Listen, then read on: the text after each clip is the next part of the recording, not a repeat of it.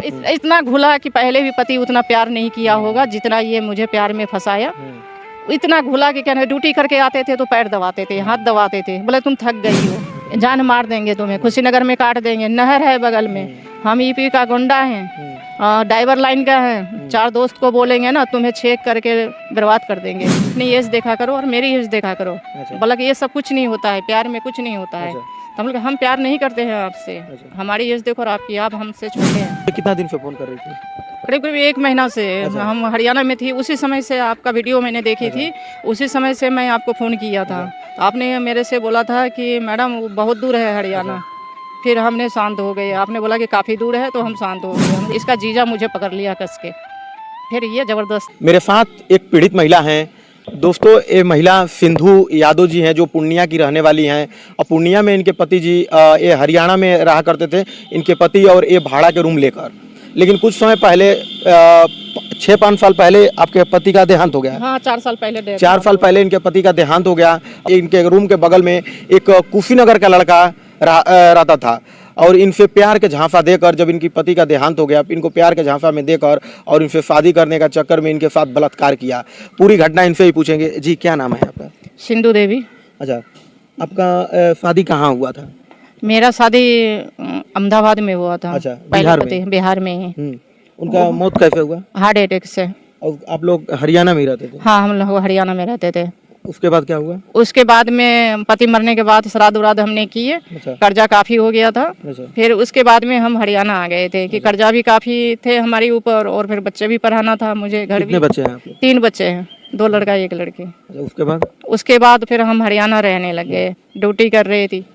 और फिर ये चंदन मेरे से बोलने लगा कि तुम हमसे शादी कर लो। तो हमने मना कर दिया कि नहीं, शादी हम नहीं करेंगे।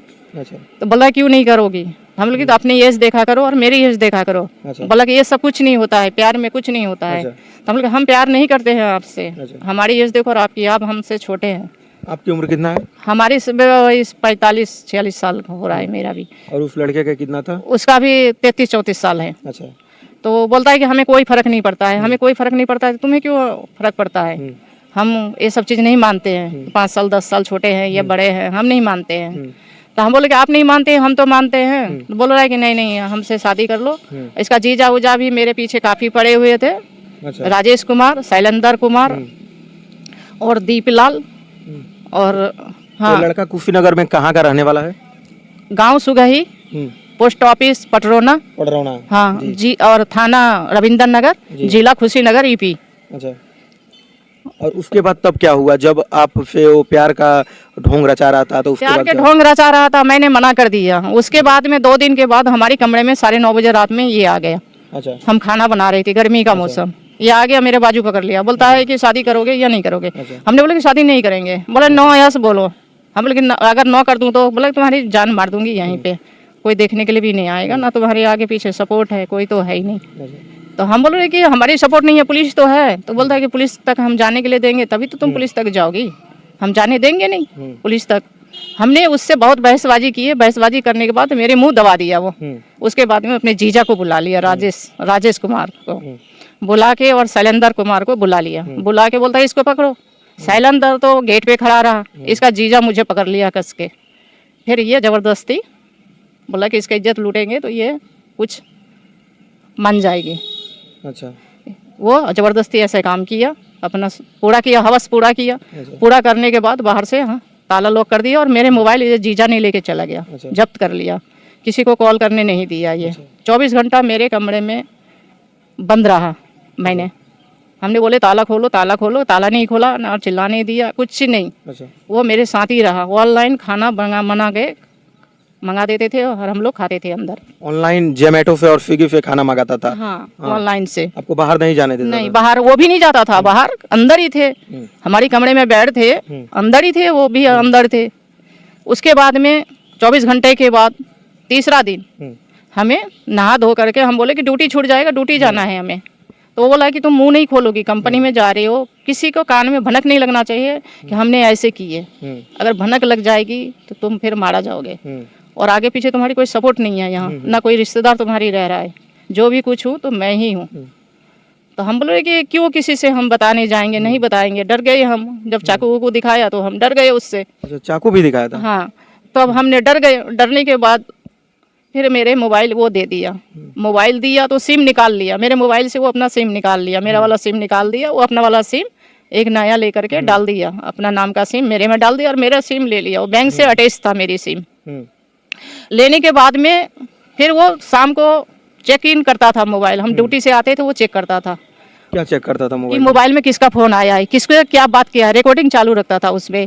किससे क्या बात किया है। हम किसी के पास फोन ही नहीं करते थे, कहीं नहीं फोन करते थे, सिर्फ अपना ड्यूटी जाना, ड्यूटी से घर आना, फिर घर से ड्यूटी जाना, किसी से मतलब नहीं। फिर उसके बाद में शाम के टाइम फिर मेरे कमरे में आए और कहता है कि दिखाओ मोबाइल दिखाओ। हमने मोबाइल दे दी, लो। वो रिकॉर्डिंग फिट करके रखता था, किससे बात हुआ है, क्या हुआ है कंपनी में। हम कुछ नहीं बोलते थे, मतलब ही नहीं था हमें, ड्यूटी से मतलब था, सिक्योरिटी लाइन में ड्यूटी से मतलब था।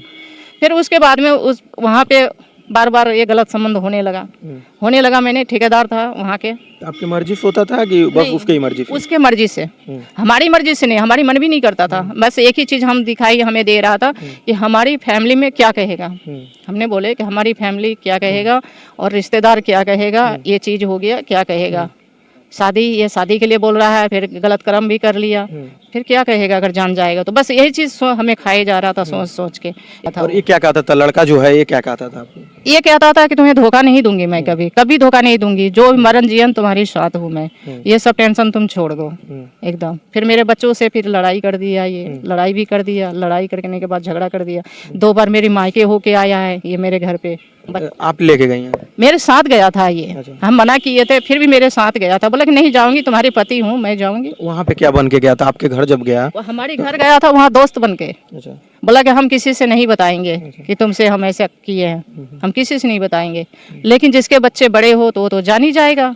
आप शादी भी किए थे आप दोनों लोग? कोर्ट में या मंदिर में, कहाँ क्या कैसे हुआ नहीं, था? कोर्ट वोट में शादी नहीं किए, कोर्ट वोट में नहीं शादी की है। शादी का झांसा दिया, लेकिन शादी उदी हम नहीं किए। और झांसा देते रहा, बोल रहा है कि पैसे कमाओ, हम बढ़िया बिल्डिंग बनाएंगे। अपने घर का नलके का वीडियो भेजता था, बाथरूम तो है ना इनके यहाँ, लेटरिन बाथरूम है ना। कहता था कि देखो हमारे यहाँ नलके में कैसे किची पड़ा है, तुम यहाँ रह भी नहीं सकती, हमारे मकान देख लो, वीडियो में दिखा रहे, ये सब तोड़ ताड़ के हम बनाएंगे अच्छे से, एक गाड़ी निकालेंगे। बहुत सपना दिखाया, इतना सपना दिखाया ये कि कहने के बात नहीं। और अपने जब सपना वो दिखा रहा था तो आपको कैसा लग रहा था कि हकीकत बता रहा है वो? मुझे कुछ देर के लिए तो झूठा लग रहा था। जब उसके मम्मी पापा सब मेरे से बात कर रहे थे तब मुझे असली नजर आने लगा कि फैमिली जब मेरे से बात कर रहा है तो फिर असली है ये चीज। और उसका गलती हम पकड़ लेते थे तो मेरी पैर पकड़ लेता था वो। आपको पत्नी मानता था क्या वो? हाँ, पत्नी मानता था मुझे, वो पत्नी मानता था, किसी से बात तक नहीं करने देता था। बिल्डिंग लाइन में हम काम करते थे, अगर वो ऊपर में सुपरवाइजर है तो नीचे झांक के देखता था किससे बात करते थे। अगर वहाँ बिल्डिंग लाइन का जो बिल्डर है अगर थोड़ा सा हंस दिए उसके साथ में तो सीधा गाली देता था कि मादरचोद तुम काम करने जाती हो कि हंसने जाती हो। वहाँ किसी से भी बात करने नहीं देता था, ना हंसने देता था। वहाँ उसको बोलने का मौका नहीं मिलता था तो शाम को रात में कमरे में आके बोलता था। पिंजड़े में आपको कैद किया था वो, यानी कि एकदम किसी से फोन में बात नहीं करना, किसी से बोलना नहीं, सिर्फ अगर बोलना है तो उसी से बोलो, फालतू बात किसी से नहीं। कहता था बिल्डिंग लाइन है ये, कोई कौन लेडीज क्या कर रहा है उससे तुम्हारी कोई मतलब नहीं है। क्या आपको ये दुविधा आ गया कि आप थाने तक पहुंच गई और उसके ऊपर आपराधिक मुकदमा 376, 120 भी मुकदमा इसके ऊपर लगाया गया है? और ये कैसे मुकदमा, ये कहाँ से चालू हुआ है सिलसिला? ये कहाँ से सिलसिला चालू हुआ? ये गुड़गांव से ही चालू हुआ। ये गुड़गांव से चालू हुआ। ये हमें मानता नहीं था। ये धीरे धीरे जब हमारी पैसे ट्रांसफर हो गया, इसको मैंने बोला कि चलो बैंक जाना है हमें, तो कहते क्या करने बैंक जाओगी, बैंक बहुत दूर है, क्या करने जाऊंगी। कितना पैसा आपका लिया था? 2,94,000 रुपया। उसमें आपको पता था? हाँ, मेरे पहले पति का पैसा था ये, उसका पैसा नहीं था। आपको पता था कि वो आपका पैसा ले रहा है, इस पता था ये बात? नहीं, वो बात हमें पता नहीं था। हमारी एटीएम उनके पास था और मोबाइल हमारे जब्त था उनके पास। उसमें नेट बैंकिंग बनाया था हमारे सामने। बोला कि किराया कितना बार बैंक जाएंगे तो किराया उराया निकाल के मकान मालिक को देना, सब्जी लाना। तो हमारे हाथ से ही नेट बैंकिंग बनाया वो। आपको भी लगा कि एक ऐसा घुल मिल गया कि लगा कि आप हस्बैंड ही है आपका? इतना घुला कि पहले भी पति उतना प्यार नहीं किया होगा जितना ये मुझे प्यार में फंसाया। इतना घुला कि क्या ड्यूटी करके आते थे तो पैर दबाते थे, हाथ दबाते थे, बोले तुम थक गई हो। ड्यूटी नहीं जाते थे तो कहता है चलो ड्यूटी जाओ, कमरे में छोड़ के नहीं जाना, साथ में लेके जाना। एक ईंट पकड़ाना है ना, बिल्डर को हम समझा लेंगे, कहता था बिल्डर को हम समझा लेंगे, एक ईंट तुम्हारी तबीयत खराब है तो एक ईंट पकड़ा देना। ये कहाँ पे मुकदमा कैसे आप करवाएंगे? ये मुकदमा हमने करवाया कि ये लास्ट में जब देखे कि पैसे हमारे ये ट्रांसफर कर दिया, हमने कॉपी अपडेट करवाई थी। उसके बाद में फिर इससे बोला पैसे कहाँ हैं, तो बोला मेरे बैंक में है। हम लोग मेरे बैंक से क्यों ट्रांसफर किया, जब तुम हमें घरवाली मानते हो तो पैसा क्यों ट्रांसफर किया वो वाला पैसा। तो बोल रहा है कि गाड़ी निकालना है। हमारे बैंक से भी तो गाड़ी निकाल देते हैं हम खुद दे देते हैं पैसे। बाइक लेने वाला था कि फोर व्हीलर? Four wheeler. अच्छा। और वो धीरे धीरे पैसे को सारा ट्रांसफर कर रहा था घर, उसके बैंक में भी नहीं था, सारा पैसे ट्रांसफर कर रहे थे। जब इसका अकाउंट नंबर मुझे मिला सारा, तब बवाल मच गया कि इसके बैंक में तो सारा पैसा ट्रांसफर हो गया। फिर बिल्डर से मैंने बात किया कि मेरी सैलरी, बोला तुम्हारी सैलरी तो ये ले रहा है, चंदन बाबू ले रहा है, तुम्हें देता नहीं है। हमने कहाँ देता है सर, हमें तो 1 रुपया नहीं देता है, और साथ में सब्जी उब्जी लाने के लिए साथ में जाता है, वहीं से सब्जी दिला देता है। जब भी कहते थे हमारी सैलरी तुम्हारी पति हूँ। तो खाना अलग बनता था कि एक ही में बनता था? एक साथ में खाना, एक साथ में सोना, और उसका कपड़े भी धोना, हर काम करना उसका, यानी नौकरानी जैसे करता है ना, उस तरह से हमसे। कितने साल तक आपके साथ हो रहा? 3.5 साल तक। और उसके बाद थाने में जब गई, और जब फर्जीवाड़ा इनके साथ हो गया तो थाने में गई। थाने में क्या कह रहे थे लोग? थाने में ये तो भाग लिया था वहाँ से, हरियाणा से। हाँ, थाने से भाग गया ये। पता जब हमारे केस को वो दबाने का कोशिश किया, कहता है तुम अपने एज देखो, तुम्हारी बच्चे हैं उनका एज देखो, तुम क्या बिल्डिंग में सब रहेगा तो तुम सबको फंसाओगी क्या, पुलिस वाली ऐसे हमसे कह रहा था। हम लोग ऐसा कुछ नहीं है, जो गलत है गलत है, जो गलत किया है गलत है। यहाँ पे आप कुशीनगर में आई हैं तो पुलिस के पास गई थी। हाँ। पडरौना उसका पोस्ट पड़ता है। हाँ। और ये पुलिस के पास गई थी, पुलिस क्या कह रही थी? ये पुलिस में हम रविंद्र नगर गई मैंने, तो बैठा तो हमने पूछा कि विशाल सर कौन है, तो बोल रहा है कि विशाल सर साहब को लेके गया हुआ है। तो हमने इंतजार किए, जब इंतजार किए तो आया, तो मैंने मिला उससे, तो कह रहा था कि एक एप्लीकेशन लिख के बोलो इसको, एक एप्लीकेशन लिखेगा और लिख के देगा थाने में। तो हम